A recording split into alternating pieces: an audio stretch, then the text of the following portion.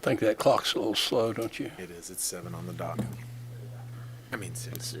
6. 6? 6 o'clock on the dot. Not 7. Time is approximately 6 p.m. Generous in the new year. January 13th, 2022. Farragut Board of Mayor and Alderman meeting now come to order. All Farragut Board of Mayor and Alderman meetings are public notice per Tennessee state law. Our meetings can be seen live on Charter Channel 193 and TDS Channel 3, except in Sugarwood right now because it's out, as well as the Farragut YouTube channel and our website. It will also be recorded and be viewed later on the Town of Farragut YouTube channel, as well as Charter and TDS.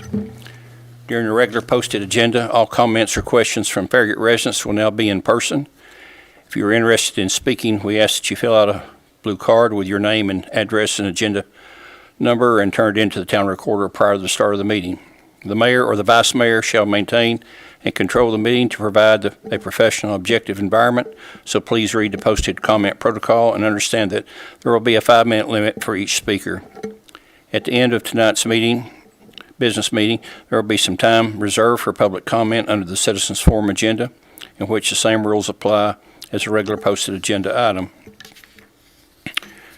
Okay, we will start tonight with a silent prayer, which will be followed by the Pledge of Allegiance to our country's flag.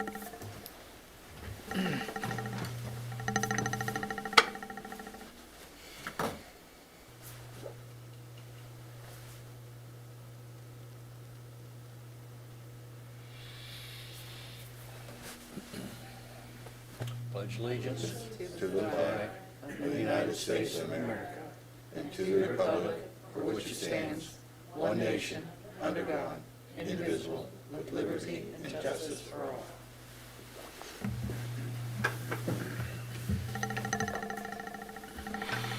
Okay, I'll now ask the town recorder to take a roll call for attendance, please. Alderman Burnett. Here. Alderman Meyer is absent. Alderman Pinchuk. Here. Alderman Povlin. Here. Mayor Williams. Mayor Williams here. Thank you, Allison. Okay, do we have any agenda amendments? No, sir. None? To approve.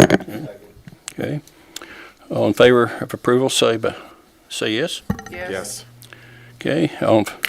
Let the record show that January 13th, 2022 agenda has been approved as written. Approval of the minutes. Any amendments to the minutes? No, sir. None. Okay. Move to approve. Second. Okay. All in favor of approval, say yes. Yes. Let the record show that December 9th, 2021 minutes have been approved and will be recorded as official minutes of that meeting. Okay, on the mayor's report, I'll start out by thanking Steve Krompaski of Shop Farragut for organizing a very successful wellness show this past weekend at the community center. Had a lot of exhibitors and a good crowd. Also want to thank Bud McKelvey and his public works staff who put the lights together for another successful Light the Park holiday season at Founders Park and, of course, at Mayor McGill Plaza. He plans to have the big tree at Mayor McGill Plaza back next year with a little bit sturdier lockdowns. Okay, based on the visitors who actually parked in the parking lot this year at the Founders Park, we had 30,678 people, as opposed to 25,915 in 2020. We also had others that walked from the other lots and parking, because parking spots were in high demand from November 22nd through January 2nd. It was a good crowd, more than what you would say 30,000, because the parking lots were usually full across the street and down the street. So anyway, the north end of Virtue Road is now open from Kingston Pike to the roundabout at Brookmere. The south section is underway with a planned spring completion. Concord Road project has been completed. It is now capable of carrying even more of the North Shore traffic than ever before.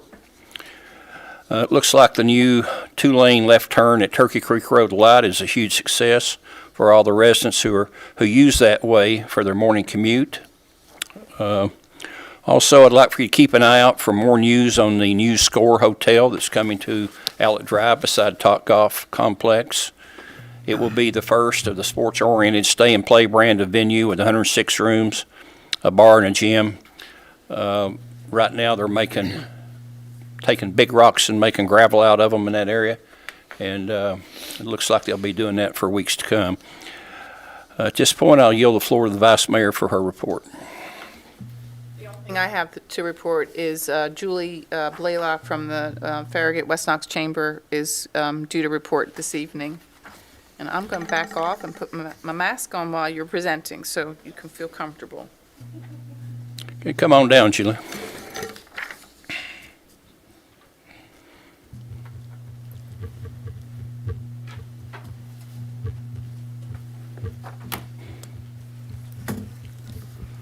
I did not intend to approach the bench, as it were, but I appreciate it, Vice Mayor. Good evening, Board. I hope you're doing well. I hope you had a wonderful New Year. You have in front of you a report of our activity, new members, engagements for the month of December, which typically is a bit slower time for us as it is for many businesses and organizations, but we stayed quite busy. And then also a preview of what's coming up for January and February. It's going to be a very exciting new year, and we're really looking forward to what 2022 has to offer. But just in quick overview, we welcomed 7 new members in the month of December. 4 of them are actually in Farragut, and 2, you might note, are home-based businesses. So they may be looking at some point to get a brick and mortar, and certainly we'll do our best to steer them in the direction of Farragut. You might note BioPure of Hardin Valley seems to have already determined their target market area, but they're wonderful, wonderful new business. I do want to point your attention to the one on the bottom, Waverly. Now, they don't have an office here in Knox County yet. Their headquarters are in California. They are a new hiring and recruiting app, mobile app. And as I understand it, their CEO and head executives are some of the original architects of Indeed, which you're probably familiar with. They are looking to put the human back into hiring.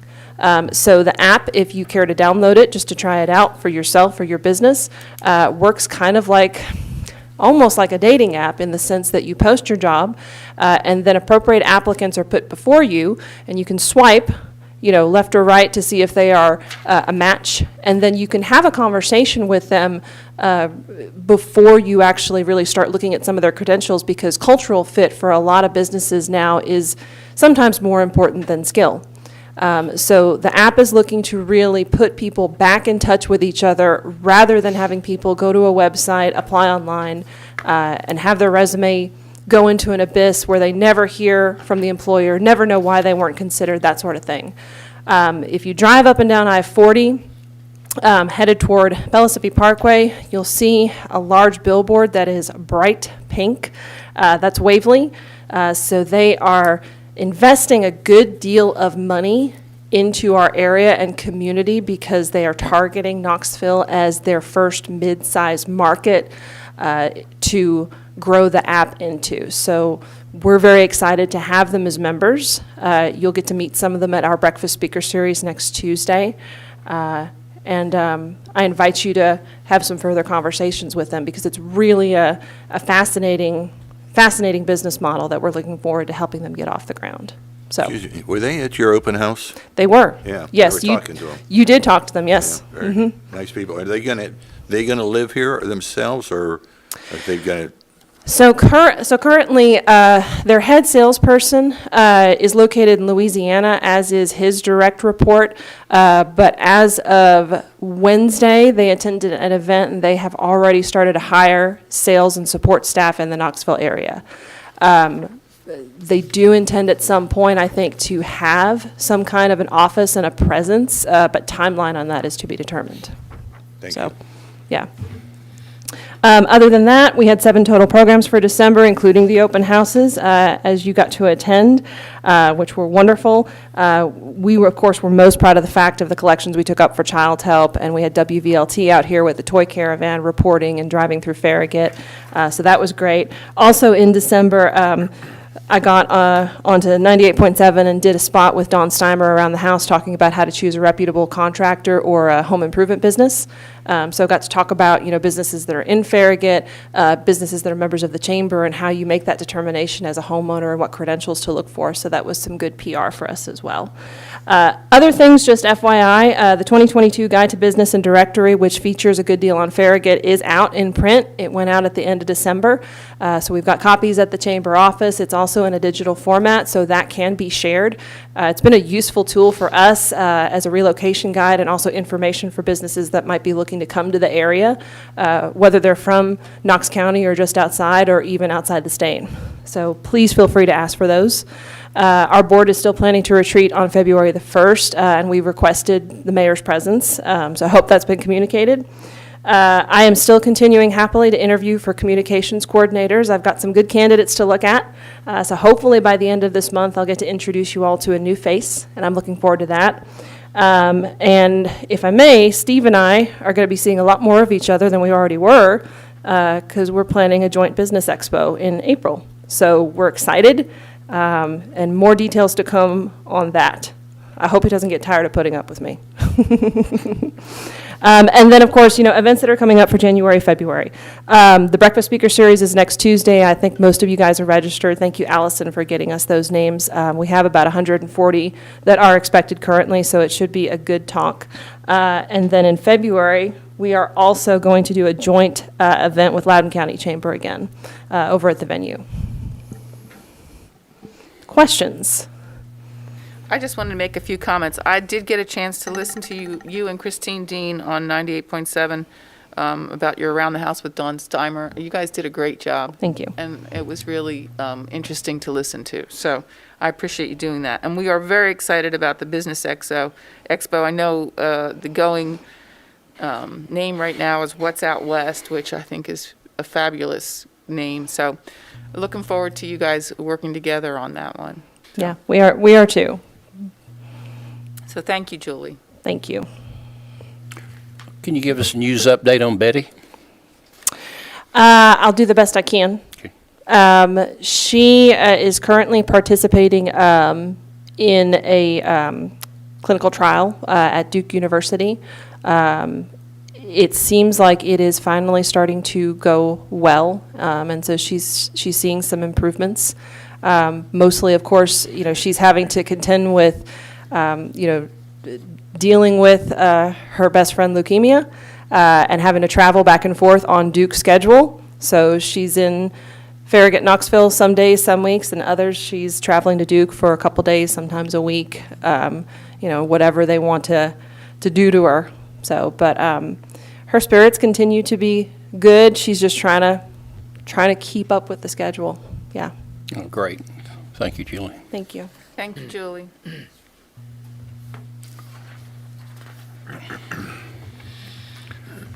Okay. Okay, tonight we have 3 ordinances for review and public hearing. The first 2 will be on the second reading. We'll start out with Ordinance 21-19, an ordinance for public hearing on the second reading to amend the Farragut A zoning, Chapter 3, Section 24, B, 7, E, and 8 to provide for sign-related amendments associated with the regional recreational and entertainment facilities and clarification related to the master sign for unified development as provided for in the Outlet Drive Regional Entertainment and Employment District. Arco Murray Construction applicant. Good evening. This is Mark Shipley. I'll be going over this ordinance and another ordinance later. This basically, as we talked about during first reading, involves amendments to sign-related provisions that are specific to the Outlet Drive Regional Entertainment and Employment District. That's the district that's north of the interstate where Topgolf is being constructed and adjacent to the Topgolf property as well. There were 3 amendments that were involved in this ordinance. The first was to provide them with an opportunity to replace one of the otherwise permitted wall signs, which has to be within a foot of the building, with a canopy sign at their main entrance, which actually would protrude about 5 feet from the front of the building. The square footage would still be the same as it would be for the permitted wall sign. So that was one of the amendments. The second was to increase the ratio of the sign area to building width on the signs on the 2 ends of the building. from a 1-to-1 to a 2-to-1 ratio, and that's consistent with the ratio that's used on the main elevation of the building where the entrance is located. And then the third amendment was just a clarification to the master sign for the unified development in terms of the intent for it to be able to display at least 3 regional oriented tenants, and that the declaration, the covenant that would be required for that sign would need to reflect that and be ultimately approved by the town attorney. So those were the 3 amendments that were requested. This was unanimously recommended by the Planning Commission and approved on first reading. There have been no changes to this ordinance since first reading, and staff recommends approval of ordinance 21-19 on second reading. Second. Okay, any resident questions? No, sir. None? Okay, thank you. Discussion, we'll start out with Alderman Burnett, Pass. Alderman Pinchot, Pass. Vice Mayor Poplin. Pass. I have nothing as well. I'll ask the town recorder to take a roll call vote, please. Alderman Burnett. Yes. Alderman Pinchot. Yes. Alderman Povlin. Yes. Mayor Williams. Mayor Williams, yes. Thank you, Allison. Let the record show that the ordinance 21-19 has been approved on the second reading. Okay, next will be ordinance 21-22, an ordinance for public hearing on the second reading to amend Farragut Municipal Code, Chapter 18, Parks and Recreation, to prohibit smoking, use of tobacco products, and use of vapor products on the grounds of our public parks, public playgrounds, public greenways, or public property accessible to our youth. Good evening. I'm Trevor Hobbs. I'm the assistant to the town administrator, and it is my pleasure to introduce this on second reading. As you'll remember, this ordinance was passed unanimously on first reading at the board's meeting on the 9th of December 2021. This ordinance would have the effect of prohibiting smoking, the use of tobacco products, and the use of vapor products on the property of the town's parks, playgrounds, greenways, and any other property that is accessible to youth. By way of background and for the record, this ordinance amends the town's current ordinance on smoking found in Chapter 18 of the Farragut Municipal Code. The town's current ordinance, adopted last fall, prohibits smoking, defined as the burning of tobacco product, hemp product, or any other drug or substance on the grounds of a playground. And then this ordinance clarifies and expands the prohibition to be more specific about tobacco products, further prohibits vapor products, and further allows the town to prohibit the use of these products in addition to playgrounds, to be on the grounds of our parks, greenways, and any other property that is accessible to youth or someone that is under the age of 21.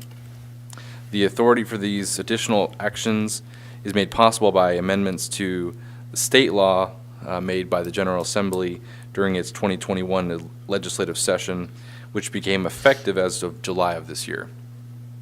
Knox County Commission voted in August of 2021 to adopt these same regulations by ordinance, and the town's Parks and Athletics Council, when they deliberated during their November meeting of 2021, voted unanimously to recommend that the Board of Mayor and Aldermen adopt this ordinance as well. In creating the additional authority under state law, new definitions for tobacco product, vapor product, greenway, and youth were all introduced, and these terms and definitions would be adopted as part of this ordinance. And so in summary, the ordinance before you would add these new definitions and have the effect of prohibiting smoking as already defined, and prohibit the use of tobacco products and the use of vapor products on the grounds of a public park, public playground, public greenway, or any other property that is accessible to use by youth, as long as the park, playground, greenway, or property is owned or controlled by the town of Farragut. It is therefore proposed that the Board of Mayor and Aldermen adopt Ordinance 21-22 on second reading, and I'd be happy to answer any questions you have. Move to approve. Second. You got a question? Are there any changes? There are no changes from first reading. Thank you. Any resident questions? None? Okay. Okay. Alderman Pinchuk, that was your question? Yes. Alderman Burnett? No questions here. Thanks for your work, None? Chairman. Okay. Vice Mayor Pavlin? I have none. I have none as well. I think it's pretty self-explanatory. With sufficient discussion, I'll ask the town recorder to please take a roll call vote. Alderman Pinchuk. Yes. Alderman Pavlin. Yes. Alderman Burnett. Yes. Mayor Williams. Mayor Williams, yes. Let the record show that ordinance 21-22 has been approved on the second reading. Okay, next will be ordinance 21-20, an ordinance for public hearing on first reading to amend the Farragut Municipal Code, Appendix A, zoning, Chapter 4, Section 13, outdoor site lighting to create new provisions and updates and/or to organize existing provisions. Town of Farragut applicant. Yes, Mayor, this ordinance basically is updating our outdoor site lighting provisions, which are in Chapter 4 of our zoning ordinance. We at the staff level have known for a long time that this part of the zoning ordinance needed to be revisited, and when we had the application for ball field lighting submitted, we started looking at our other lighting provisions and working with a local lighting expert who's actually a resident of the town to help us to update our other outdoor site lighting provisions. There's nothing in the ordinance before you tonight that deals with ball field lighting. That's completely, we haven't gotten to that point yet. If you know, that's going to be a later discussion, and this is completely separate from that. This is basically just taking the existing provisions that we have in our outdoor site lighting and making updates to those, and also addressing some lights that we don't really have standards for currently, like string lights, decorative string lights, that we probably would want to encourage, particularly in like a mixed-use town center area for, you know, outdoor restaurant space. You know, bollard and landscape lights, we don't really have any standards for those. So that's mainly what this ordinance is trying to address, as well as just organizing the ordinance language so that different information is much easier to find, and it's all kind of grouped together and kind of has a symmetry to it in the way it's presented. So it should be a lot easier for designers and users and just anybody that wants to look at our standards to understand you know, what our requirements are and what the submittal information would be. Some of the specific things that we've done in this ordinance, like I said earlier, just organize the information. It's pretty much a rewrite of the existing provisions, and that's why in your packet I didn't include like a strike through and a new language, because it was there were so many changes that it would have just gotten lost. So that it's, you know, a pretty substantial revision. We do provide for clarification to some of our existing lighting, like pole lights, wall lights, under canopy lights. We worked with this lighting expert to figure out, are there ways that we can lessen the brightness of some of the newer LED fixtures, because they really are kind of very different from older technologies, and they can be fairly bright.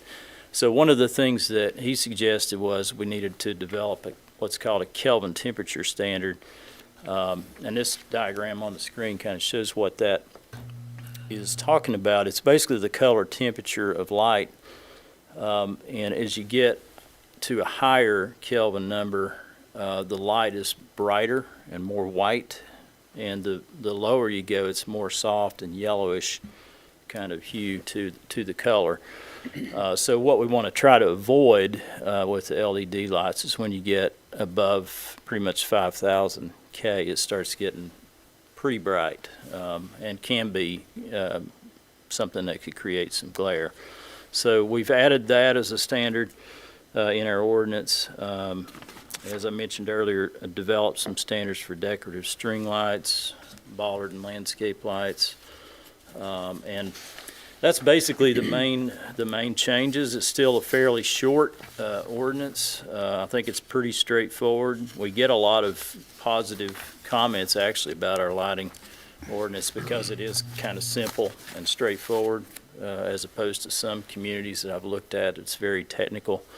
When we presented this to the Planning Commission in November, they did unanimously recommend approval, and the staff recommends approval of ordinance 21-20 on first reading. Move to approve. Second. Okay.